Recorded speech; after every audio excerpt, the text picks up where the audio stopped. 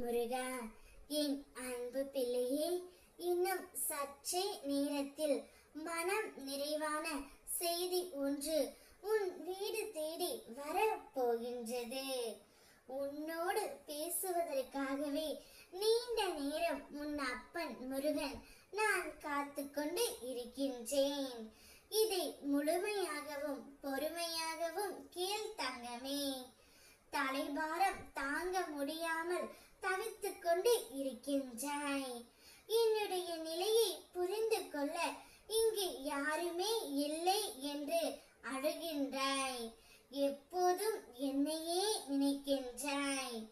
உன் சுந்தர முகத்தின் அழகையும் அதிலிருந்து என்னையே பார்த்து கொண்டிருக்கும் உன் கண்களையும் என் பெயரையே முணுமுணுத்து கொண்டிருக்கும் உதடுகளையும் சுவாசமாக்கி உள் இழுத்து வெளிவிடும் உன் மூக்கினையும் என் நாமத்தை சுவை என்றும் கூறும் உன் நாக்கினையும் என் பெயரை கேட்டாலே சிரிப்படைந்து உருகும் செவிகளையும் எனது முத்தங்களால் நான் ஆசீர்வதிக்கின்றேன் தங்கமே.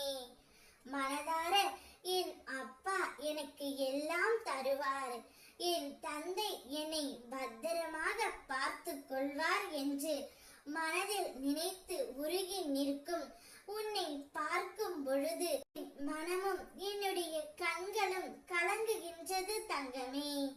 இவளுக்கு என்ன குறைச்சல் என உன்னை பார்த்து பொறாமைப்படும் அளவிற்கு நடந்து கொண்டாலும் உன் உள்ளத்தில் கொட்டி கிடக்கும் பிரச்சனைகளை எல்லாம் என்னை பார்த்ததால் இந்த உலகத்தை விடவா பெரியதாக இருக்கின்றது.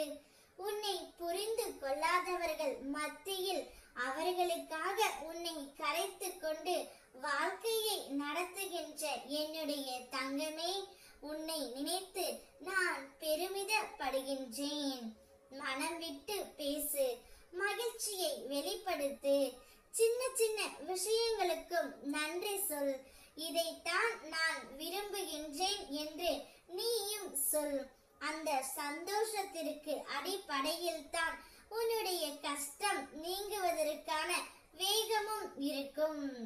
ஆகவே தனித்தனியாக உட்கார்ந்து அவரவர் வேலைகளை பார்க்காமல் ஒன்றாக உட்கார்ந்து மனம் விட்டு பேசும் பழக்கத்தை ஏற்படுத்திக் கொள். மனம் விட்டு பேசினால் நிச்சயம் அதற்கான பலன் கிடைக்கும். உன்னுடைய விருப்பங்கள் நிறைவேறும். நம்பிக்கையோடு நான் கூறும் வார்த்தைகளை பின்பற்றி என்னை தேடி விரைந்து வா. உன் மனம் நிறைவான செய்தி